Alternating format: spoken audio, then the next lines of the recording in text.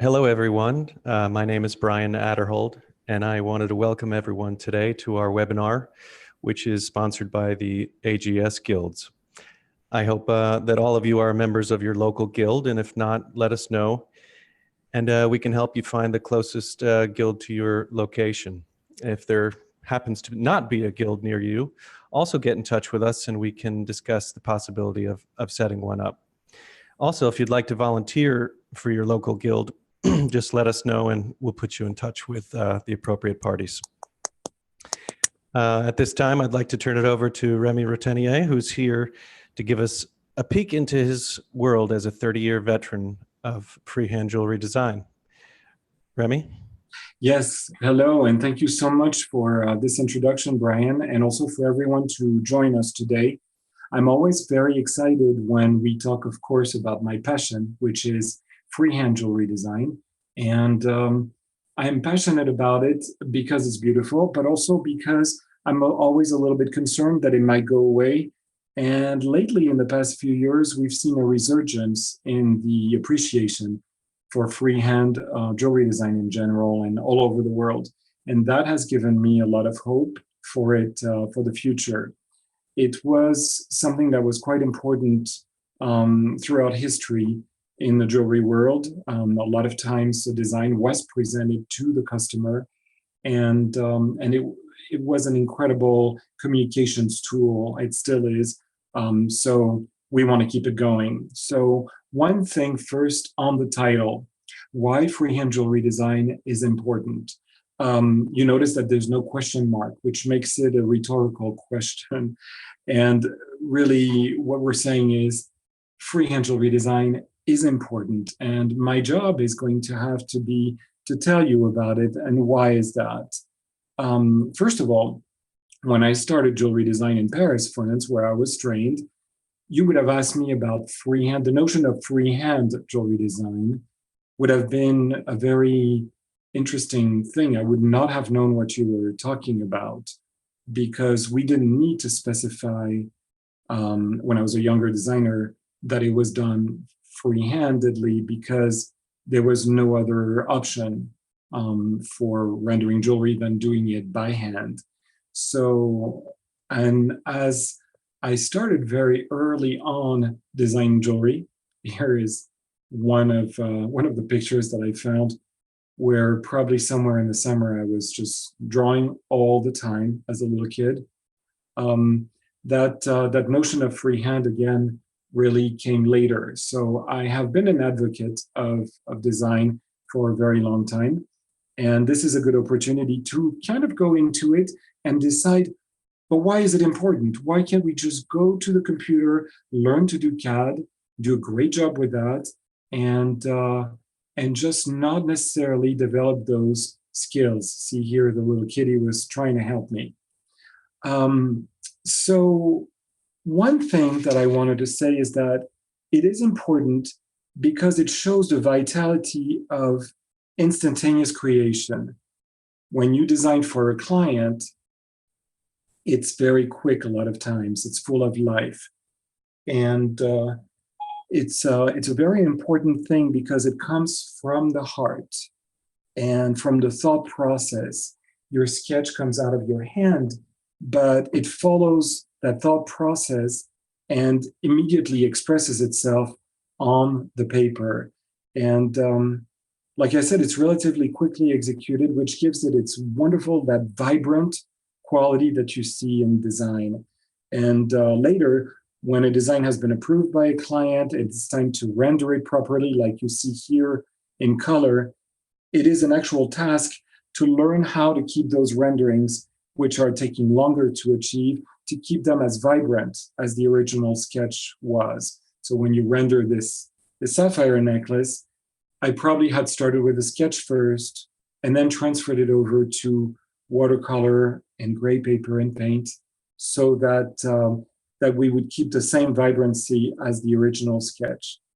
And there's really nothing quite like the experience of designing live with a pencil and paper, something jewelers have been doing for centuries. So what are the advantages of freehand design?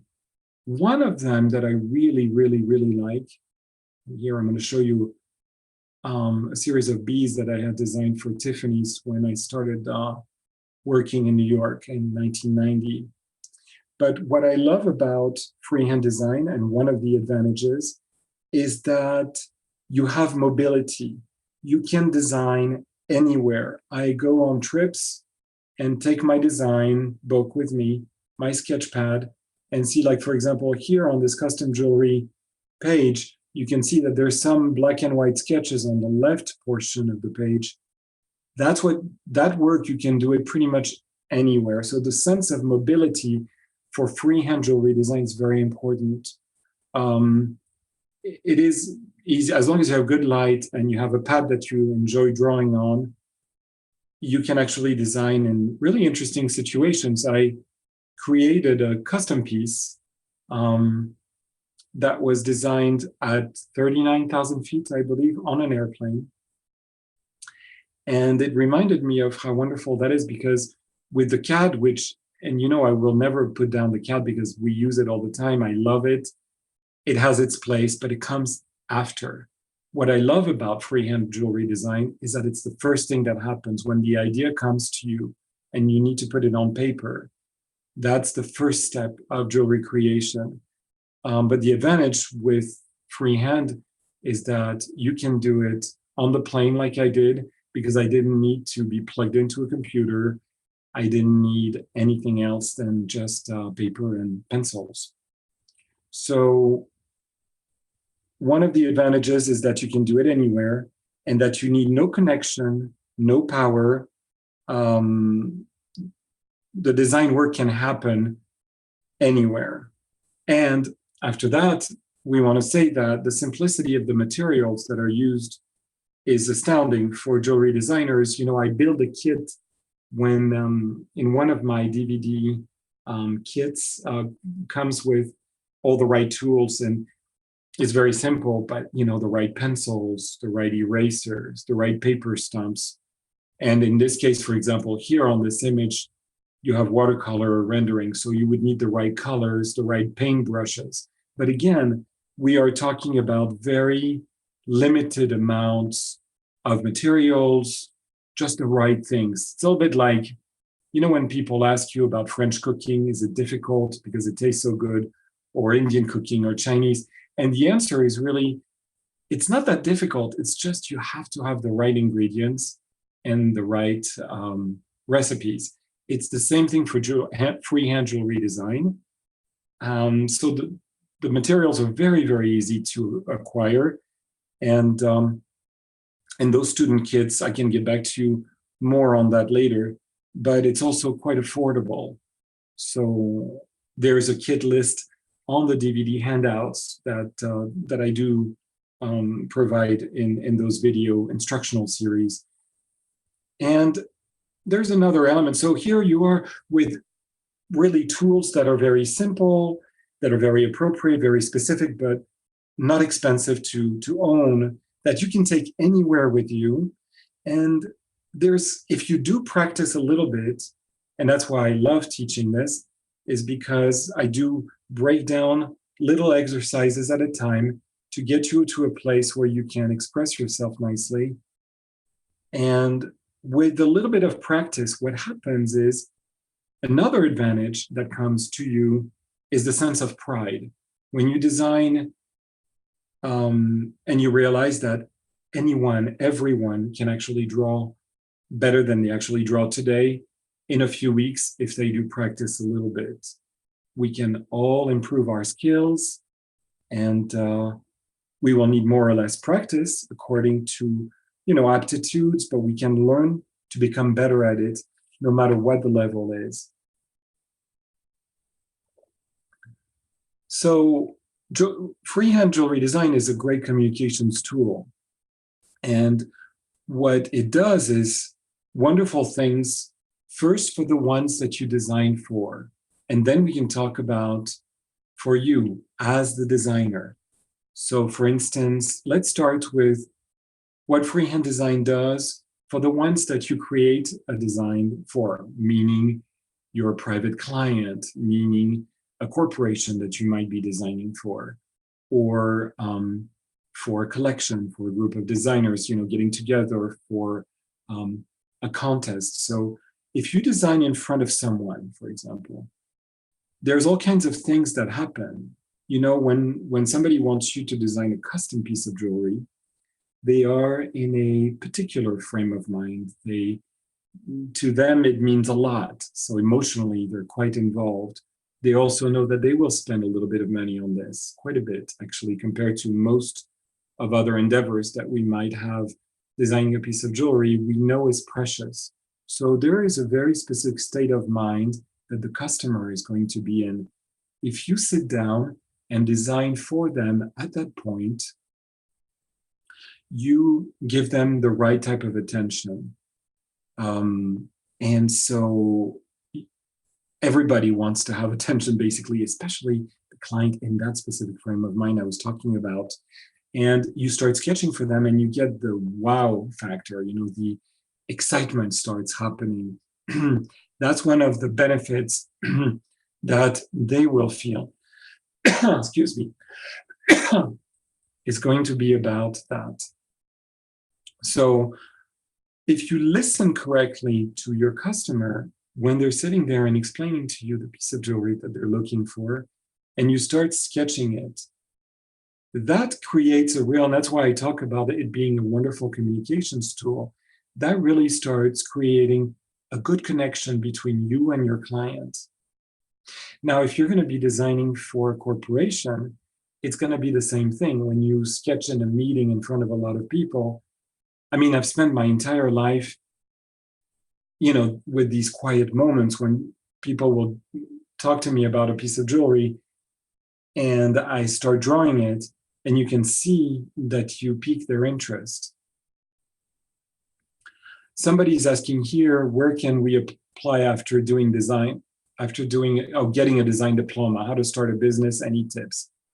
That is such a wide question because it depends on what you want to do with your design. So if you just want to draw for corporations or for yourself as a designer, you definitely want to create a beautiful portfolio. That's always the answer. So I hope that helps. But to start, I would say, after you've gotten your diploma, make sure to practice a lot, because it is a discipline and you're going to need to become very, very fluent. It's like speaking a new language. You need to really become very comfortable so that your lines are smooth, your colors are good, so that things are, and then the way to illustrate that is by building your portfolio. So that could be an entire other webinar on how to build a portfolio of designs, but that would be my first advice. So one of the things that Freehand does for the ones you design for is also going to be establishing trust. If you sketch you've gotten comfortable enough that you can sketch in front of someone the piece of jewelry that they want you to produce, then you will see that first you got their attention, as we talked about, and then you're going to see that, okay, they can relax a little bit because they feel like you get it, you understand. That's why it's communications. It goes through lines and through colors, but it is communication also. So that trust is important because of the nature of jewelry. Jewelry is by nature quite expensive. It's super personal. It has to be perfect. It is also for someone else a lot of times. So you have to make sure that they're going to absolutely love it. So don't you think that getting some designer's full attention when you want all these things to happen, a very important step? I think so. And a lot of times when you sketch in front of the customer, you will absolutely get them to tell you the whole story and where we're going with this piece of jewelry. They will also, if you learn to sketch and you practice, they will get a pretty good sense about the object itself. This is not a photograph. It doesn't intend to be photographic. It just is a color rendering that shows that you paid attention to what the customer wants or what you want. Now we can talk about what design is going to be doing for you as the designer. Let me see, there's another question here.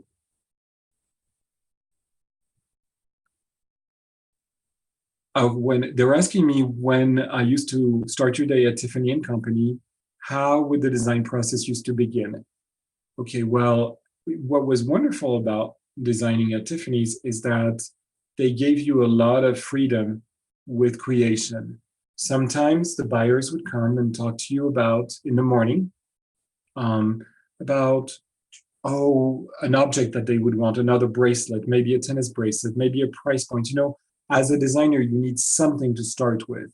So if they said to you, I need a new tennis bracelet, this is approximate, and they would show you examples of the ones that sold very well, that could get your day started very well, because then you could say, okay, and you could let your imagination go, or you could open books and art books and start looking at things. That's always very, very helpful. And you would start sketching for the day, and then make a presentation. Usually you would start like this image here is in black and white. That's how usually it starts. You do a black and white sketch, and then you see people's reactions. You put little numbers next to them, A, B, C, D, letters, I mean. And the buyers would come back later and say, this is really interesting. Let's present that to the design director, or things like that. But that's how it would start. So when you design for yourself, what is the advantage of doing freehand rendering as a designer? Because again, you could start by grabbing the mouse, going on the CAD. Some of my friends are incredibly proficient at jumping into the computer and designing anything you want on the computer. It's just a little bit different. For me, by the time I turn on the computer, I've already designed the ring for you. So I've trained myself to really pay attention to what the situation is, what do we need to do, what is the design calling for the center stone. That starts the conversation. And then I start drawing, and it goes pretty quickly. So what freehand design does for you as a designer, it creates, and this is an important thing I think that I wanted to share with you, it creates an intimate connection with the object. Similar to the feeling of wax carving or model making, you are touching the piece with your eyes, basically, and also with your hands, because you're drawing it. By sketching it, there's really no separation between you and the object. So after that, you can do technical drawings, but the first sketch that would look something like this is very important. Another sketch here of a ring. And from there, I can take this and do my technical drawing. I can talk to the CAD people. There's a whole lot that can happen. But the first impact of the design is definitely sketching it and becoming one with that new design that comes to the world. So you get to know and learn about this design quite well because you are directly sketching it. Another advantage is that you will be able to explain to the wax carver, to the model maker, all the details of the piece, because you've already brought it to life by doing the sketch. All the details, you can go one by one. They will ask you questions when you do a technical drawing. You see that there is all kinds of questions that are being asked by the technical drawing. By doing this first step of sketching by hand, it's a better communication between the designer and the client. We've talked about that. Also the designer and the shop. So if you are the model maker, you will have a plan. You will feel better about your creation. If you give it to somebody else to make, they will give you the best compliments that a freehand designer is going to get is, ooh, I can understand your drawings. That's wonderful. I can make the piece from what you're giving me. So see how communications plays a big role. Again, if you draw the piece to scale, you'll be more precise with what is needed to create the piece. Like you will know approximately your materials. You will be able to measure the little stones. So that comes later. At first, the first sketches, a lot of times, they're done in black and white. They're done a little bit larger. And then after that, I break it down and I draw it actual size. And that really helps when you're doing custom pieces, that you don't make mistakes in how many diamonds to order or what is going to happen to the weight of the metal. It gives you a good indication of that. Another thing that it does for the designer, so it connects you to the piece. It's a great communications tool between you and the client, you and the shop. And the one thing that is wonderful to me, at least, is that while you're doing it, you forget everything else. It's very meditative, when you are actually doing a design and really getting into it. Like here, when I designed all these high heel shoes, and there's also here a sketch of a rendering of I remember that was a 5-carat round diamond ring. Well, when you paint a ring like this, you do forget everything else that is going on. Here is the little shoes actually being painted like an actual rendering, so that the model maker could get also a sense for it. So it's not a technical drawing, it's a rendering, but it does show you a different array of looks and colors and pretty much what the collection is going to look like. I still produce these. They're really a whole lot of fun. So remember this, while you're going to be doing a rendering, and especially when you actually paint private label, we'll talk about that. That's actually when you sketch for corporations. But when you paint something like this, there really is nothing else that you can be thinking about. And it's very meditative. So I love that part. So with me, I always drew and painted since I can recall. So that's why I showed you the pictures when I was a little kid. I believe my mother was drawing an elephant, and I was sitting on her lap, and I think I was 3 years old, and I was looking at her drawing the elephant.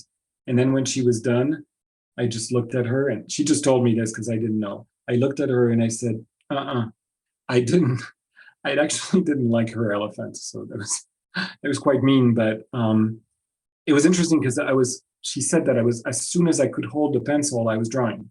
It does not mean that it's the truth for every one of us. Some of us come to jewelry design much later, and they can still learn just as well. It's very, very important that we understand that. So I did go to art classes after school. With my parents, art supplies were always something that you were allowed to get if we had the money. It was not super restrictive, just like other things may have been, like clothes but if you wanted to buy art supplies, for some reason, my parents were pretty open-minded about that. So that was wonderful. And as a little kid, I loved surprising people with drawings, beautiful drawings. Even today, when I post on Instagram or on Facebook a new piece, this was for Black Pearls. It's always exciting just to show it to people, just to share with everybody, because you fall in love with them. And speaking of falling in love, I was always in art schools, and then I fell in love with gemstones. I wanted to become a gemologist. And one day it clicked. I will combine my two passions, which was gemology and design, by becoming a jewelry designer. So I did one day in the shop to actually be at the bench, and a burr went through my fingers. So I decided that being at the bench was probably not a good idea, and I couldn't hurt myself as much with a paintbrush or a pencil. So at 19, I was also told by the French schools that I was too old to be taught to be at the bench. So there you go. I started designing, and I was a designer in Paris for maybe 5 years in the back of the shop, and we did a lot of custom work. This is a custom piece that I just did recently, like in the past few years, with a beautiful green tourmaline, and here is the actual image of the piece. So in the back of the shop in Paris, when I was designing, I would meet customers, and we would do a lot of designs for private customers. So you would have to sketch it first, get their approval, like these 3 rings using the client's 3 stones. and show her how it was going to be looking from the top. That's why I did the sketch at the bottom. And then you would show the rings, how they look afterwards, separate. And when you put them together, how they become sort of a bundle of rings together. So really, there was a plan there. With custom work, there's always a plan. So here's another example here. But you know what's interesting with the designing, because you need a lot of quiet time in order to draw very properly. So if you are into jewelry design, freehand jewelry design, and you learn one way or the other wherever you are, if you're ever interested in attending my classes, you can find out about the listing of upcoming classes on my website at remyrotinier.com, brand new website. I'm trying to update it regularly. I also have DVDs that are available through the Rio Grande catalog and also from my website. But you will understand, because you have to do a little bit of practice and you need a little bit of quiet space to do it. So I remember in Paris, we designers were in the back. It was quiet. We could draw for the clients. And then we would go into the shop. And that to me was extraordinary each time, because you learn so much by walking into the shop and understanding how like a piece of jewelry like this could be manufactured. And I learned a lot because of that, because I was at the shop and, oh, here's the earrings finished with the jacket. So one great thing for people who like the idea of freehand rendering is actually, if you can spend time in the shop, understanding how the jewelry is made, if you're not going to be making it yourself, that would be wonderful. And in Paris, gemology was also very important. So I became a gemologist from the ING, the French Institute of Gemology. And it was 3 years of evening classes to graduate. I did 4 years, I believe, because I added 1 year for specializing in ornamental stones, they call them. So is being in art school since you were a child the only way to design jewelry? I would say absolutely not. I have students that come to me in classes and say, I've never designed before. And I tell them, perfect, just follow the steps. We do one small thing at a time, and we get you to a place. And before you know it, they get very excited, because they realize the biggest compliment basically is when students tell me, I've never done this before, and it's been a wonderful week, and look at what I can do. And they get very excited, and me too. So you don't have to actually have been doing this your entire life prior to sketching jewelry. My excellent teacher, Anne, in Paris, she started later in life, and she loved it so much. And now in Paris, she has her own design agency, and she's doing fantastic. She's a very, very powerful designer. And she literally started in her 20s, I want to say, late 20s, never drew before. So that's for all the ones that are saying, yes, of course, he started when he was a little kid. But I'm telling you, it really doesn't matter. What is important is the passion. You need to love it.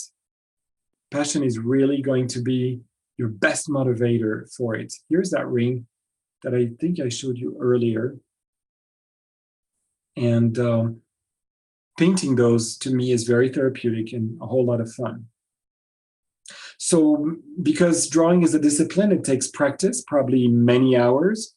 But I remember being so motivated that I didn't mind spending the time on it. So if you love it, remember that you can learn more.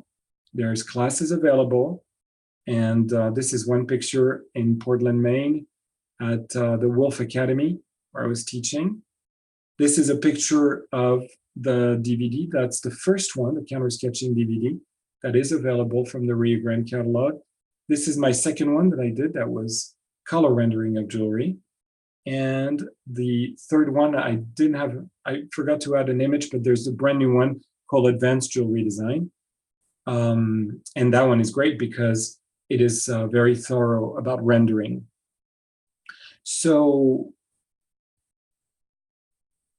about practice, a lot of people ask me about practice. Is Is it going to take a lot of hours and things like this? And just remember, one thing that is important is that you will love it while you're doing it. So yes, it's going to take hours in practice, but because of that passion, it is so rewarding that I think you will be okay with that.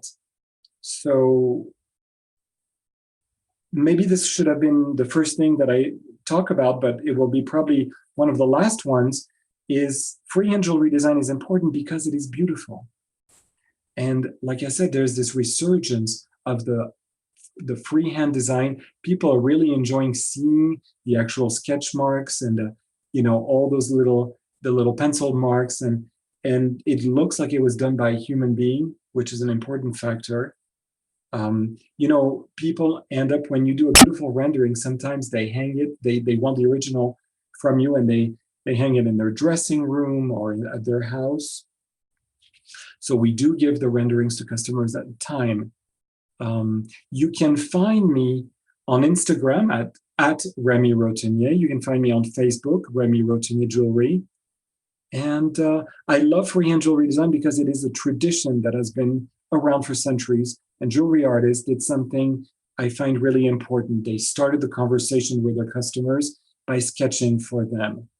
So to keep the scales going, I produce those DVDs, and I count on all my students out there to actually fall in love also with the freehand rendering techniques. This is one of my patented special cuts. There's another one of them, little rose cut. And you see, you can work with black and white and make it beautiful. You can work with color and make it very glamorous. And that's all up to you. So thank you so much for listening to this presentation today. Let me see, there is one question here. Do you think that adding color as part of the hand sketch helps to transfer the warmth sometimes lost in the CAD and final product? Daya. Well, that's a great question, because yes, the sketch is great to get the conversation going. See, so we see it here. If I draw this anchor, you can really see where I'm going with this. We can even measure things. We can be very, very technical with it. But as soon as you introduce the color, you get very dimensional, especially with watercolor. You will get a very realistic, sort of hyper-realistic look, and that's pretty wonderful. So don't hesitate to work with color as well. It's incredibly rewarding. You can get inspired by all kinds of things. This is what I did as a student for my colors, but the most important is, I wanted to show you this. You see those gardens made by Le Nôtre in Paris in a garden? That turns into a piece of jewelry if you look at things. Fashion can be a fantastic source of inspiration as well. And monuments, beautiful cities like Paris, there's design everywhere you look. So look around you and find beauty and turn it into jewelry designs. I see other questions here. Do you recommend any specific brands for gouache and watercolors? Well, yes. For gouache and watercolor, I really like working with Winsor & Newton, which is the English material, and it's quite great. Let me see if there's other questions.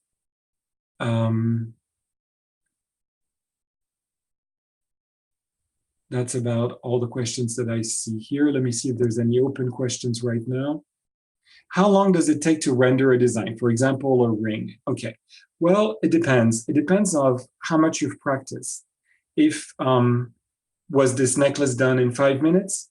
No. This necklace, by the time you construct it and by the time you paint it, takes a while. But for a ring, I would say, let's see if we have other rings here in the sketches. It really depends on your skills. I mean, typically, I would say just a few minutes to do the black and white sketches. And then maybe to draw it properly will take you, let's say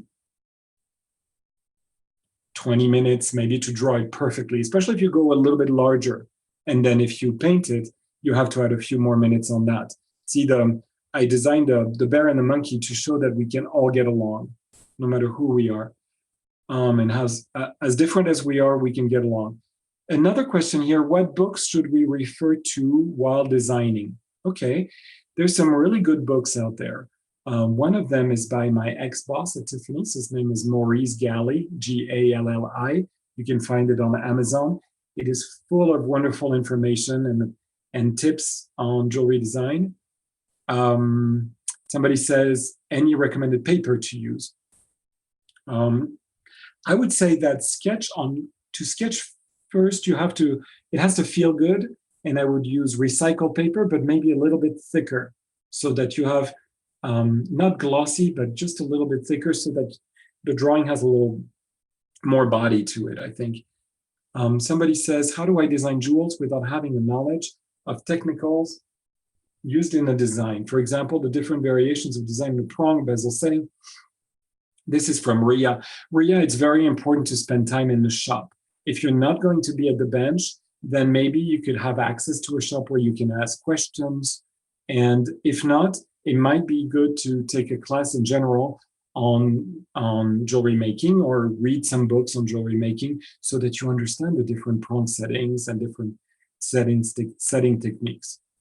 The book that I recommended, I believe it's called The Art of Jewelry Design by Maurice Galli, Galli, Maurice. He was a wonderful designer. And he was the gentleman who actually brought me to the United States to be working with him at Tiffany's. So we had a wonderful relationship.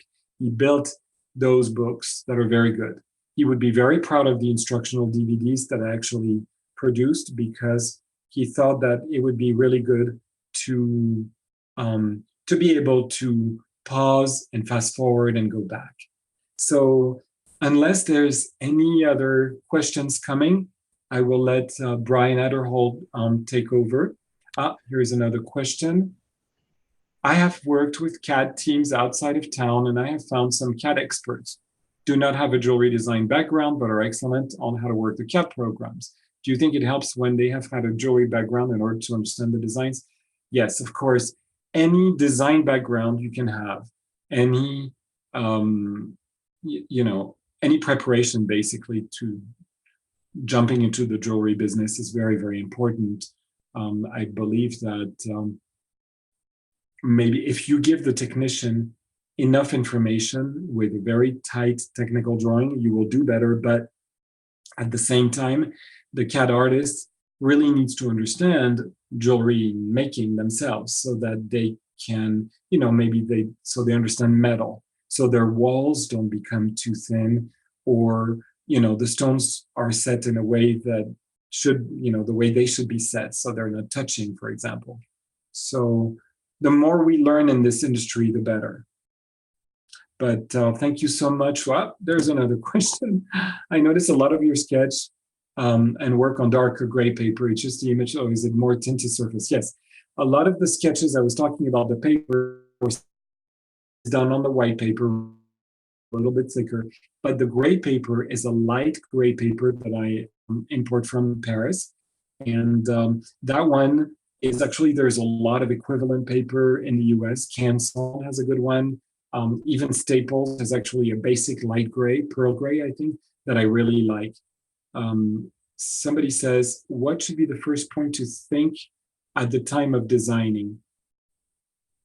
At the time of designing, maybe you're talking about, Babita, maybe you're talking about the frame of mind that you should be in. I would say that you need to empty your slate, like clear your mind as much as possible. And then start putting in your mind maybe the stone that you need to work with, maybe the person that you're designing for, and let that sort of sink in you. And that really helps a lot to get going. But a quiet environment and, the right temperature is important. And you have to be quiet. You have to be internally sort of peaceful so that the designs will have a chance to pop in your mind. I hope that helps. Is gateway sheet okay for rendering with gouache colors? I have no idea what that is. New Approach School for Jeweler is so proud of you, Remy. We are always so grateful to have you here when you teach your classes. Are you getting excited to teach your advanced class here at New Approach? Yes, I'm very, very excited. Thank you, New Approach. This is an amazing jewelry school that is near Nashville, Tennessee, where I have actually been teaching It's a new state-of-the-art building that you would be astounded with if you see this. But I've been teaching my week-long program at that school, and I'll be soon introducing my advanced program there. So I'm very, very excited about that. And those dates will be announced very soon. Thank you, New Approach. So somebody says, do you design to scale? I do not in the beginning. I do not in the beginning. At first, let me go back to a design of a ring maybe. So we're going to scroll down and try to find you a ring. And you see, at first, it's really about getting the idea out there. So for instance, here it is. If I designed this solitaire and I had the solitaire in mind, I probably would draw it bigger, not enormous, not the size of a bracelet, but maybe 20, 25% bigger. And then from there, take it from there, because after that, it's easier to bring it down to scale. But these are a lot of questions that we do answer in class. And I hope that you will continue looking into freehand jewelry design, because it's just so perfect. I'm going to see if there's any more questions. Talking to customers allow me to know a bit more about their personality, and I have found it very helpful when I'm designing something for them, says someone. Yes, you need to establish that trust we were talking about, so that people can relax and they can actually tell you the stories that they need to tell you. Very, very important. So yes, spend some time with your customer, give them something fresh to drink, a good environment to sit down, and then you start sketching after asking all the right questions. So you have to be a good psychologist as well as have some good design skills, and you weave that together. I really hope that this was helpful to some of you. I hope that some of you that were considering jewelry design will pursue, and the ones that are already doing it feel stronger about their art. And I thank you for that in advance. Brian, if you want to take over. Thank you, Remy. Thanks, everyone, for joining us today. Remy, this was a very insightful presentation, and I'm sure all of the webinar participants got quite a lot out of it. To the Guild members and other people who joined us, please come back and see us again at another AGS webinar. And to the AGS members, we look forward to seeing everybody at the Guilds Party in Seattle at Conclave 2019. So with that, thanks again, everyone, for joining us today, and have a good rest of your day.